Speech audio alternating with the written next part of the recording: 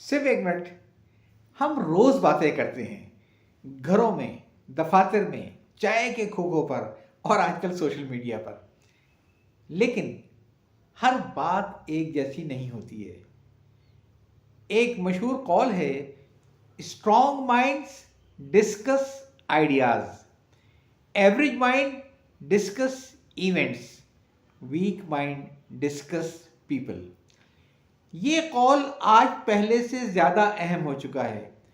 आज हमारी गुफ्तगू अक्सर लोगों के गिर्द घूमती है।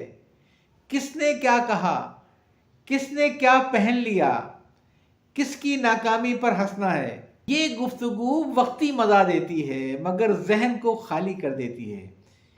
फिर कुछ लोग होते हैं जो सिर्फ वाकयात पर बात करते हैं, खबरें, सियासी बयानात, कल क्या हुआ, आज क्या होगा।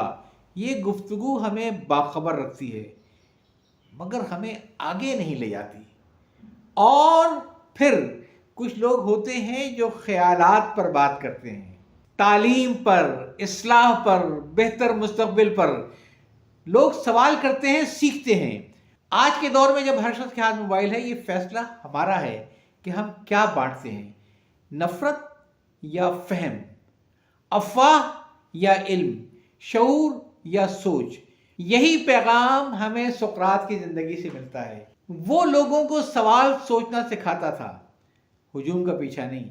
मजबूत जहन लोगों पर बात नहीं करते, वो निज़ाम पर बात करते हैं, अक़दार पर बात करते हैं, हल पर बात करते हैं। अगर आज हम अपनी गुफ्तगू को बदल लें तो हमारी सोच बदल सकती है।